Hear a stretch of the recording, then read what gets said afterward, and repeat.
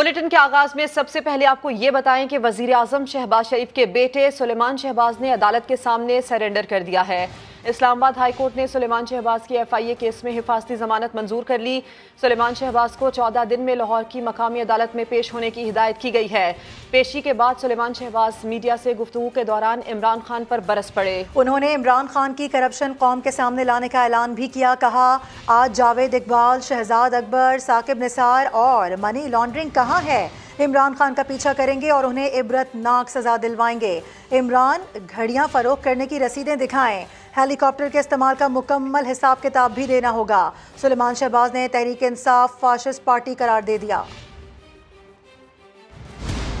Justice Javed Iqbal जो कि एक काला धब्बा है पाकिस्तान के अकाउंटेबिलिटी सिस्टम के ऊपर, कहाँ है वो जावेद इकबाल, कहाँ है शहजाद अकबर, कहाँ है साकिब निसार और कहाँ है वो मनी लॉन्ड्रिंग?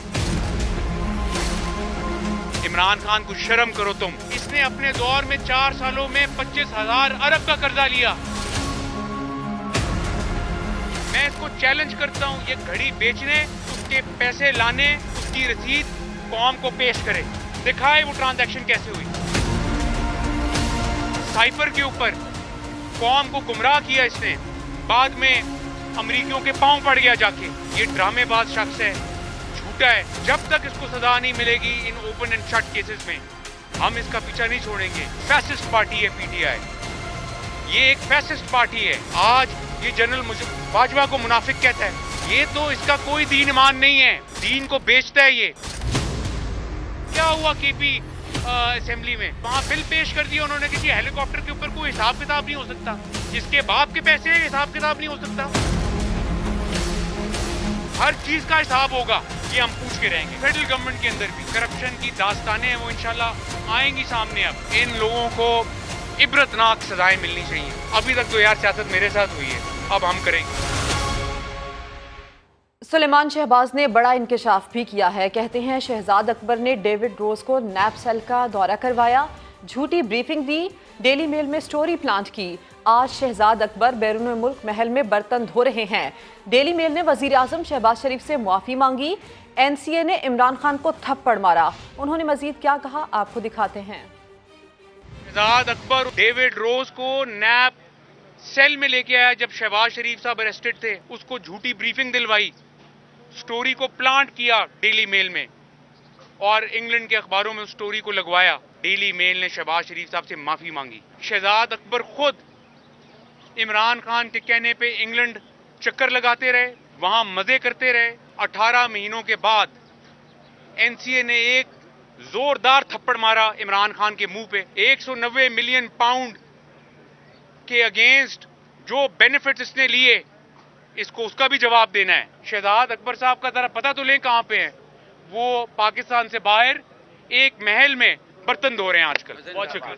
सिर्फ यही नहीं, आपको बताएं कि वज़ीर आज़म के साहबजादे सुलेमान शहबाज ने पीरनी और फराह गोगी का भी तस्करा किया। बोले, पीरनी और फराह गोगी का नाम लेने पर इमरान खान आज रोते क्यों हैं? फराह गोगी सच्ची है तो पाकिस्तान से क्यों भगाया? मुर्शिद सच्ची है तो सामने आए। इमरान खान को टैरियन का भी जवाब देना होगा। इमरान खान, आज तुम रोते हो कि जो पीरनी है वो पब्लिक ऑफिस होल्डर नहीं और Farah Gogi public office holder नहीं। और बेशरम, मैं पब्लिक ऑफिस होल्डर था, मैं तो नहीं था। क्या किया तुमने मेरे साथ? फराह गोगी को इसने पाकिस्तान से क्यों भगाया? अगर वो सच्ची है, अगर जो है वो मुर्शिद सच्ची है तो लाएं उनको। ये जो फराह गोगी भागी हुई है, ये करप्शन नहीं है? आए ना जवाब दें। ये सबको इनको हिसाब देना पड़ेगा। इसको टेरियन खान के केस का भी जवाब देना है। ये बताएगा कि टेरियन खान कौन है और इसका उससे क्या रिलेशनशिप है, और बताएगा कि ये कैसे सादिक और अमीन है। विफाकी वजीर रेलवे साद रफीक इमरान खान पर बरस पड़े। कहते हैं इमरान खान का मार्च नालालई में लैंड कर गया, उनके साथ अभी कुछ नहीं हुआ लेकिन चीखे मार रहे हैं। जिन्होंने उसको ज़मीन से उठाकर झूठा महात्मा बनाया, उन्हीं को गालियां दे रहे हैं। इलेक्शन कराना कोई खेल नहीं है, मुल्क को इलेक्शन नहीं इस्तेहकाम की ज़रूरत है। एक जमात के कहने पर इलेक्शन होने लगे तो कोई असेंबली मुद्दत पूरी नहीं करेगी। मीडिया से गुफ्तगू करते हुए उन्होंने क्या कहा, आपको दिखाते हैं। जहाँ तक बाजवा साहब का ताल्लुक है, जब वो आर्मी चीफ थे तभी आदमी उनके जूते पॉलिश करता था। नैब के पिछले चेयरमैन को इमरान खान ने ब्लैकमेल किया था, जिन्होंने इसको ज़मीन से उठा के झूठा महात्मा बनाया, उनको ही गालियाँ निकालता है। अगर एक जमात के कहने पर इलेक्शन होने लगे तो कोई असेंबली अपनी मुद्दत पूरी नहीं करेगी। इलेक्शन अपने टाइम पे होने चाहिए। अभी तो उसके साथ हुआ ही कुछ नहीं है, अभी उसके करतूत ही सामने नहीं आए तो चीखें मारनी शुरू कर दी हैं उसने। तो आपके पास आज़ाद कश्मीर की हुकूमत है, गिलगित बल्तिस्तान की हुकूमत है, पंजाब की हुकूमत है, खैबर पख्तूनख्वा की हुकूमत है, वहाँ कुछ करके दिखाओ ना। लूट मचाई हुई है आपने, पंजाब में भी लूट मची हुई है। पहले उस्मान बुज़दार लूट रहा था, अब ये वाली मौजूदा हुकूमत लूट रही है। ये जो गंद डाल गया है वो अगर हम तवक्को करें कि हम 8 महीने में संभाल लेंगे, गंद ही बहुत बड़ा, पैसे ही नहीं है खजाने के अंदर। आगे बढ़ेंगे। आपको बताएं कि वज़ीर आज़म शहबाज शरीफ आज हैदराबाद सक्खर मोटरवे M6 का संगे बुनियाद रखेंगे। 6 रोया सड़क 307 अरब रुपए में मुकम्मल हो जाएगी। वज़ीर आज़म शहबाज शरीफ तकरीब से खिताब भी करेंगे, जबकि वफाकी वज़रा और वज़ीर आला सिंध मुराद अली शाह भी तकरीब में शरीक होंगे। 6 रोया M6 मोटरवे 306 किलोमीटर तवील होगी। सक्खर हैदराबाद मोटरवे सेक्शन पर 15 इंटरचेंजेस बनेंगे, जबकि मोटरवे पर मजमूई तौर पर 10 सर्विस एरियाज भी बनाए जाएंगे। दोनों अतराफ के 5-5 सर्विस एरियाज शामिल होंगे। हैदराबाद सक्खर मोटरवे सेक्शन पर 6 फ्लाईओवर्स भी तामीर किए जाएंगे, जबकि M6 मोटरवे मंसूबे की लागत का तखमीना 307 अरब रुपए से जायद लगाया गया है। अभी आपको ये खबर दें कि डॉलर की अदम दस्तयाबी के बायस कराची की बंदरगाहों पर दालों के 5000 कंटेनर्स फंस गए हैं, जिससे महंगी दालों की कीमतों में मजीद इजाफा होने का खतरा भी पैदा हो चुका है। सैयद रिजवान आलम से बात करेंगे। रिजवान आलम, इस सिलसिले में क्या किया जा रहा है? देखिए, सोयाबीन के बाद एक नया आगे की मसला खड़ा हुआ है। 5000 कंटेनर है, ये पोर्ट कासिम कराची बंदरगाह दोनों बंदरगाहों पर वे फंस चुके हैं। डॉलर मिल नहीं रहे हैं इम्पोर्टर्स को।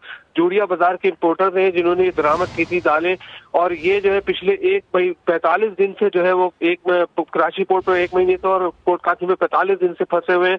अब दालों की जो है किल्लत पैदा हो रही है जूड़िया बाजार में, और रिटेल में इसकी कीमत बढ़ रही है। हमारी बात हुई है इम्पोर्टर्स, उनका कहना है कि कमर्शियल बैंक जो है LC के डॉक्यूमेंट्स क्लियर नहीं कर रहे। डॉलर हमारे डॉलर उनके पास है, लेकिन वो हमारे डॉलर हमें नहीं दे रहे और डॉक्यूमेंट्स नहीं दे रहे, और वहाँ पे डैमेजेस पड़ रहे हैं और हमारा नुकसान हो रहा है, जिसकी वजह से हमें वो डॉलरों में पेमेंट करनी पड़ी शिपिंग कंपनीज को।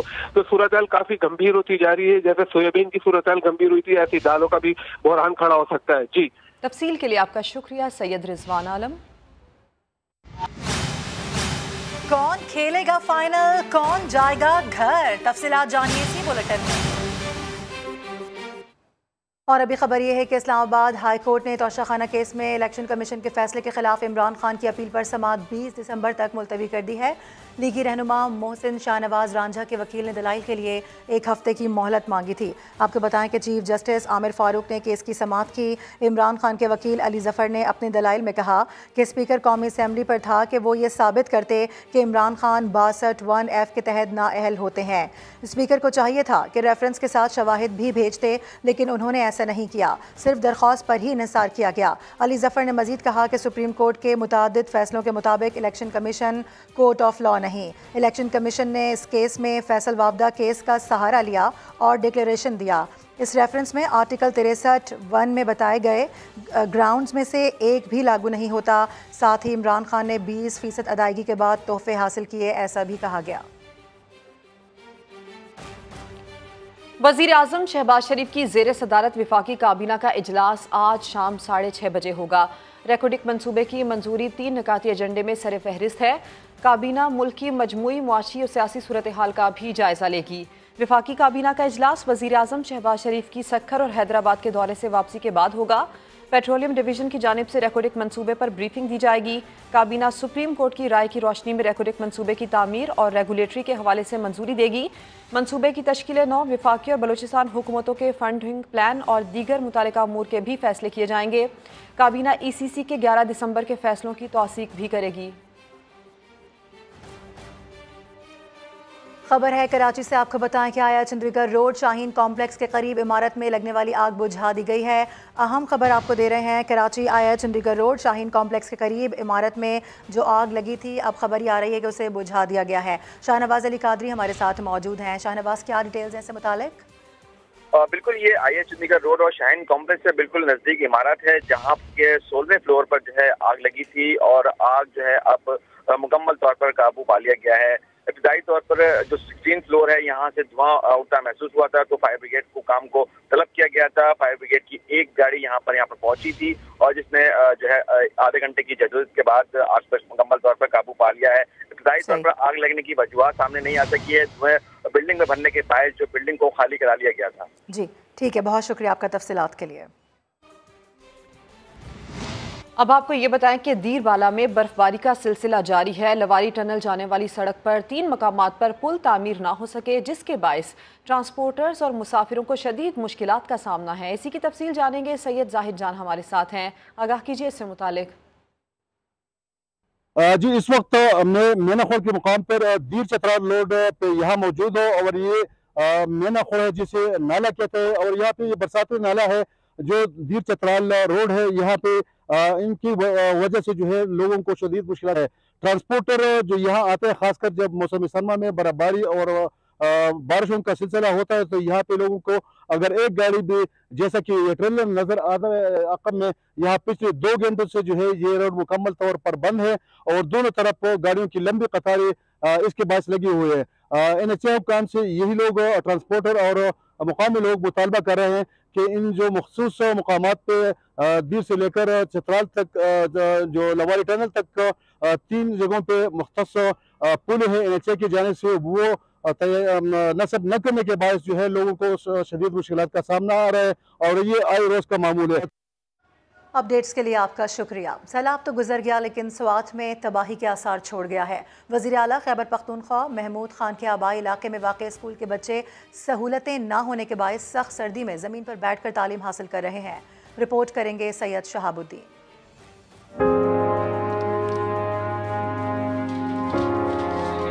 यह है तहसील मटका गांव बरथाना, जहां 4 माह कबल सैलाब ने तबाही मचाई।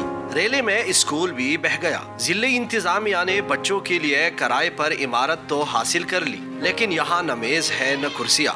बच्चे शदीद सर्दी में जमीन पर बैठकर पढ़ाई करने पर मजबूर है। हम किराए की बिल्डिंग में पढ़ते हैं और यहाँ भी शोर भी है, सर्दी भी है और यहाँ हम भी तंग भी है और हुकूमत से हमें मुतालिबा करते हैं कि हमारे स्कूल को बनाए। हमारे स्कूल सैलाब में बह गया हुआ है, हम ज़मीन पे बैठता है, पानी नहीं है, बिजली भी नहीं है, हमें बहुत मुश्किलात है। स्कूल में असातिज़ा की भी कमी है। 119 तालिब इल्मों के लिए सिर्फ 3 असातिज़ा है। नर्सरी से 5th क्लास तक क्लासेस है, ये तकरीबन 6 क्लासेस हो गए। टीचर हम इधर 3 है तो बहुत ज़्यादा मुश्किल होते हैं। 2 क्लासेस के लिए 1 टीचर होते हैं तो इसमें बहुत ज़्यादा मुश्किल होते हैं। एक क्लास से दूसरी क्लास हम इकट्ठे फिर इनको पढ़ाते हैं। जिली इंतजामिया ने दावा किया है कि स्कूल की दोबारा तामीर के इक़दामात कर रहे हैं। बहुत जल्द नई इमारत तामीर हो जाएगी। सैलाब से जहां अमलाक तबाह हुए, वही दर्जनों स्कूल भी सफ़े हस्ती से मिट गए हैं। ये दरसगाहें दोबारा कब आबाद होंगी, मुस्तकबिल के मेमार हुक्मरानों से सवाल कर रहे हैं। कैमरामैन फरजंद अली के साथ सैयद शहाबुद्दीन, समा स्वात। यहाँ हम खबर आपको दें, इस्लामाबाद हाई कोर्ट ने FIA केस के बाद नैब केस में भी सुलेमान शहबाज की हिफाजती जमानत मंजूर कर ली है। सुलेमान शहबाज को 14 दिन में एहतसाब लाहौर में पेश होने का हुक्म दिया गया है। सोहेल रशीद हमारे साथ हैं। सोहेल, क्या डिटेल्स हैं? सोहेल, आवाज़ आ रही है? आपको बताएं कि इस्लामाबाद हाई कोर्ट ने FIA केस के बाद नैब केस में भी सुलेमान शहबाज की हिफाजती ज़मानत मंजूर कर ली है और एक्सपेक्ट भी यही किया जा रहा था। इस तरह की खबरें भी अब मौसूल हो रही हैं। आपको बता दें कि इस्लामाबाद हाई कोर्ट ने हिफाजती ज़मानत को मंजूर किया है। सोहेल रशीद मजीद बताइएगा इस हवाले से।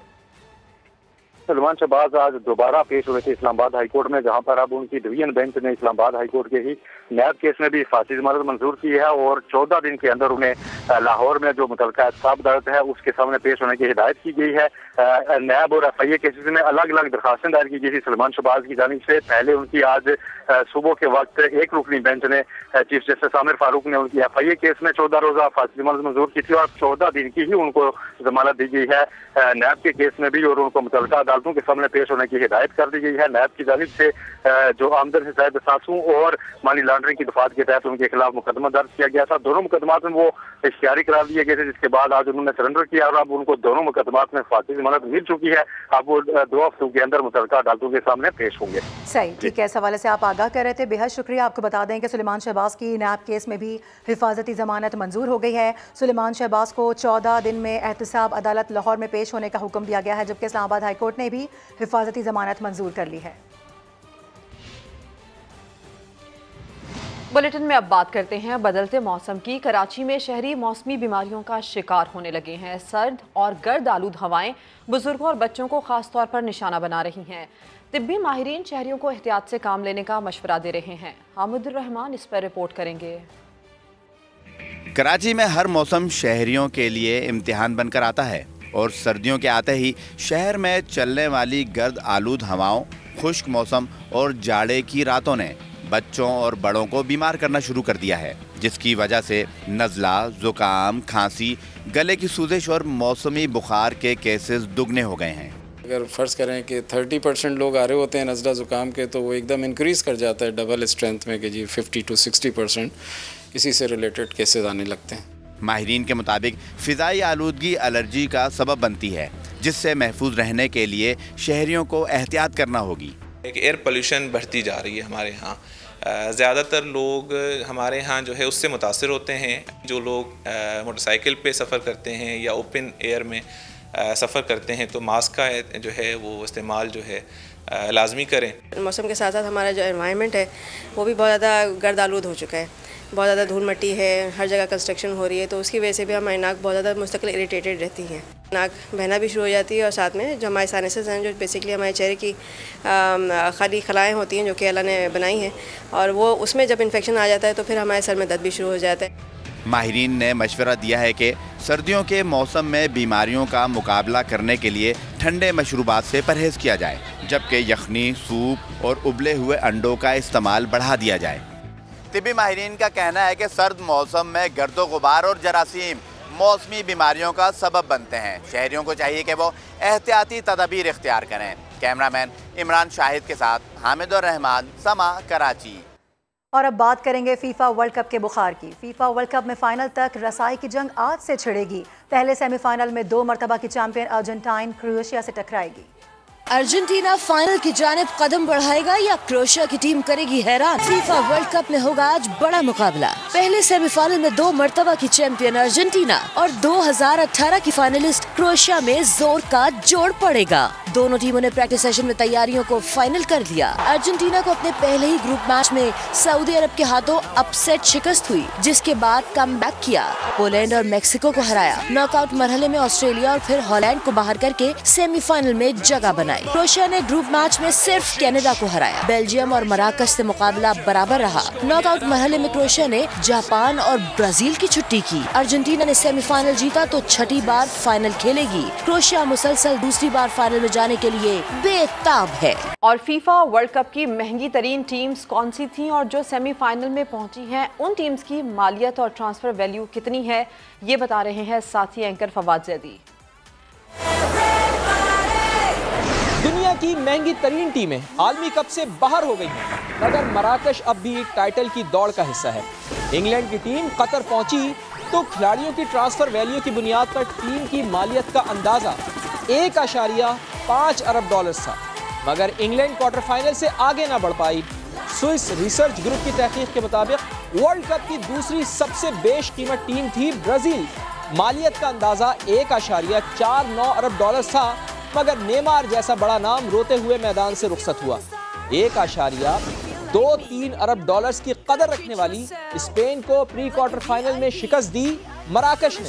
क्वार्टर फाइनल में हारने वाले पुर्तगाल की वैल्यू $1.18 अरब थी, मगर अजीम रोनाल्डो को भी शिकस्त का मजा मराकश ने ही चखाया। अब शुरू हो रही है जनाब फाइनल की रसाई की जंग। पहले सेमीफाइनल में मेसी की अर्जेंटीना का मुकाबला है क्रोएशिया से। दूसरे सेमीफाइनल में दुनिया को हैरान कर देने वाली मराकश का सामना दिफाई चैंपियन फ्रांस से होगा।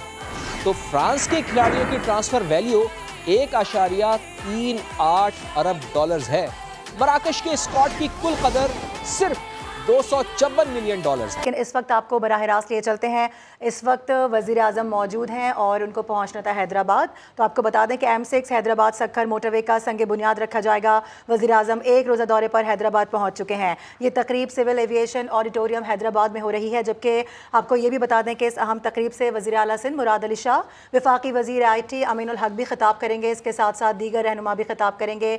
M6 मनसूबे के हवाले से आपको बताएं तो 33 माह में ये मुकम्मल होना है। इस मनसूबे पर 3 खरब 7 अरब रुपए का तखमीना भी लगाया गया है। वज़ीर आज़म शहबाज शरीफ आज सक्खर हैदराबाद मोटरवे का संग बुनियाद रखने जा रहे हैं। 306 किलोमीटर मनसूबा पब्लिक प्राइवेट पार्टनरशिप के तहत 30 माह में मुकम्मल किया जाएगा। मंसूबे की तकमील से पाकिस्तान के तमाम बड़े और अहम शहर मोटरवेज से मुंसलिक हो जाएंगे। आपको बता दें कि M6 हैदराबाद सक्खर मोटरवे का संग बुनियाद रखने के लिए वज़ीर आज़म एक रोज़ा दौरे पर हैदराबाद में मौजूद हैं। कुछ मनाजिर एक्सक्लूसिवली और समा की टेलीविजन स्क्रीन पर भी देखे जा सकते हैं। लाइव मनाजिर हैं, बराह रास्त मनाजिर हैं। आपको ये बता दें कि तकरीब सिविल एविएशन ऑडिटोरियम हैदराबाद में हो रही है। अहम तकरीब है। वज़ीर आला सिंध मुराद अली शाह भी यहीं पर होंगे। इसके अलावा बताया जा रहा है कि दीगर जो अहम रहनुमा हैं, जो कायदीन हैं, वो भी यहाँ पर खिताब करेंगे। इसके साथ साथ आपको ये बता दें कि M6 मनसूबा 33 माह में मुकम्मल होगा, ऐसा बताया गया है। जबकि इस मंसूबे पर 3 खरब 7 अरब रुपए का तखमीना भी लगाया गया है। मनाजिर समा की टेलीविजन स्क्रीन पर देखे जा सकते हैं और यकीनी तौर पर अब से कुछ ही देर में संग बुनियाद रखा जाएगा। M6 हैदराबाद सक्खर मोटरवे, इसका संग बुनियाद रखने के लिए वज़ीर आज़म एक रोज़ा दौरे पर हैदराबाद में इस वक्त मौजूद हैं। बिल्कुल, जिस तरह से मारूख आप भी बता रही हैं, वज़ीर आज़म इस मनसूबे का संग बुनियाद रखने जा रहे हैं। हमने देखा कि वज़ीर आज़म के हमरा वज़ीर आला सिंध मुराद अली शाह भी बिराजमान हैं और जाहिर सी बात है कि इस मंसूबे की खुसूसियात के हवाले से भी वज़ीर आज़म को ब्रीफ किया जाएगा। बताया जाएगा कि इसकी लागत पर कितना टाइम लगेगा, कितनी लागत आ रही है इस मंसूबे के हवाले से, इसको कब मुकम्मल किया जाएगा और इस मंसूबे के हवाले से वज़ीर आज़म को टीम यहाँ पर ब्रीफ करने के लिए है।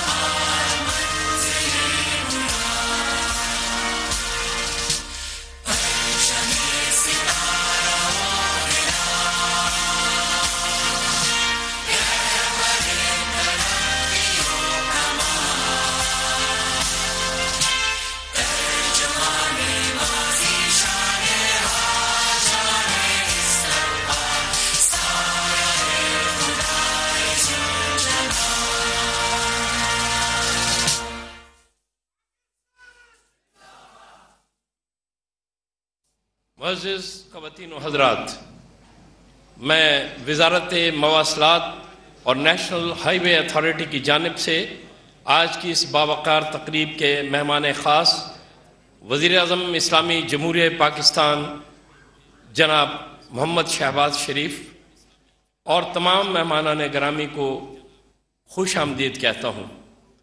इब्तदा होती है तेरे नाम से। मैं मुल्तमिस हूँ प्रोफेसर डॉक्टर हाफिज़ खालिद शफ़ी से कि वो तशरीफ़ लाएँ और तिलावत कलाम पाक की सआदत हासिल करें। Professor doctor Khalid Shafi.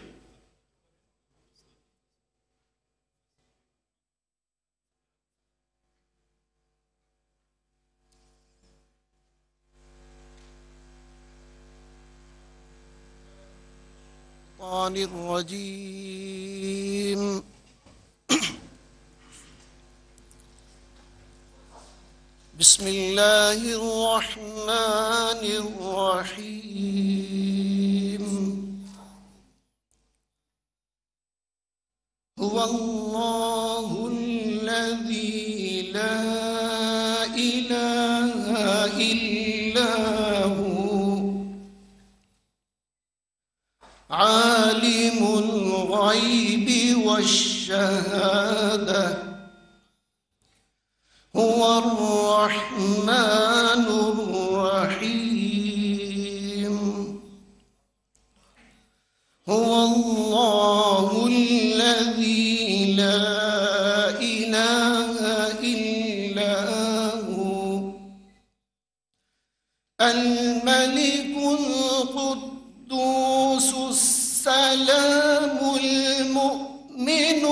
المهيمن العزيز الجبار المتكبر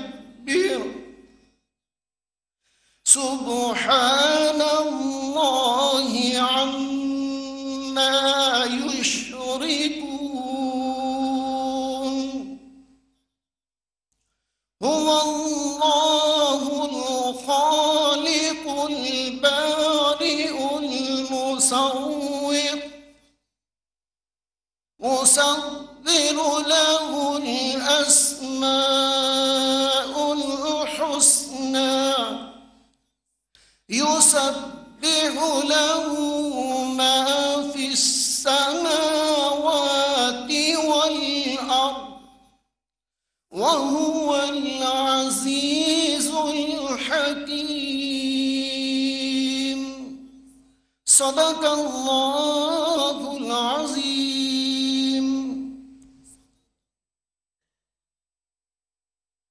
मोअज़्ज़ज़ ख़वातीन व हज़रात, अब वफाकी सेक्रेटरी मवासलात व चेयरमैन नेशनल हाईवे अथॉरिटी जनाब कैप्टन रिटायर्ड मोहम्मद खुर्रम आगा हैदराबाद सक्खर मोटरवे प्रोजेक्ट के बारे में ब्रीफिंग देंगे।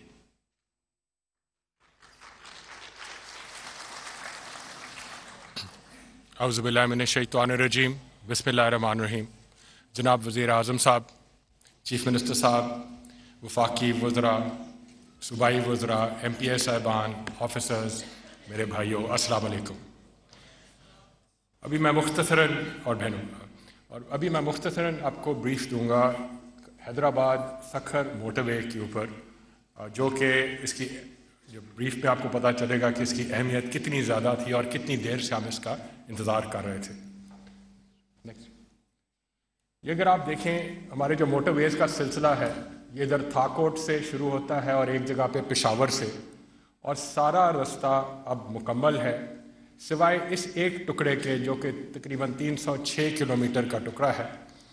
इसके ऊपर मुख्तलिफ अदवार में कोशिशें हुई। आपको बताएं कि वज़ीर आज़म शहबाज शरीफ आज हैदराबाद सक्खर मोटरवे M6 का संग बुनियाद रखने के लिए इस तकरीब में मौजूद हैं। तकरीब इस वक्त जारी है।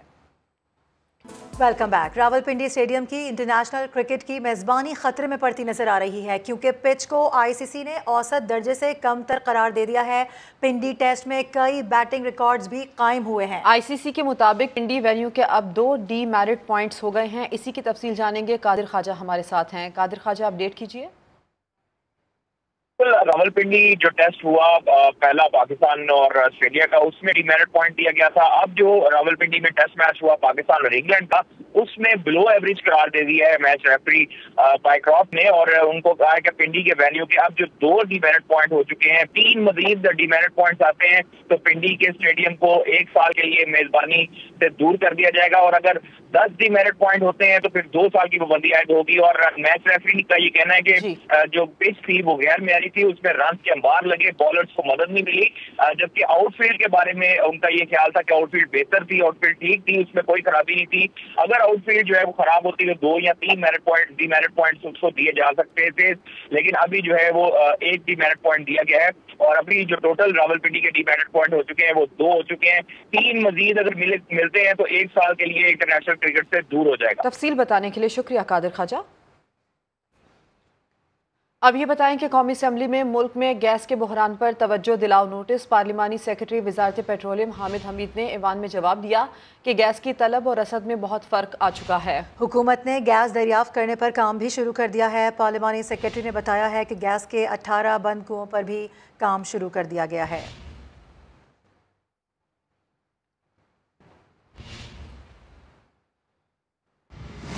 और अभी आपको खबर देंगे कि वफाकी वजीर खुर्शीद अहमद शाह को बैरून मुल्क इलाज के लिए जाने की इजाज़त मिल गई है। सक्खर की एहतसाब अदालत ने होम सेक्रेटरी को ECL से नाम निकालने की हिदायत भी कर दी है। इसी की तफसील जानेंगे साहिल जोगी से। साहिल, अपडेट कीजिए। जी बिल्कुल, अभी वसाइल के वफाकी वजीर खुर्शीद शाह की तबीयत नासाज है।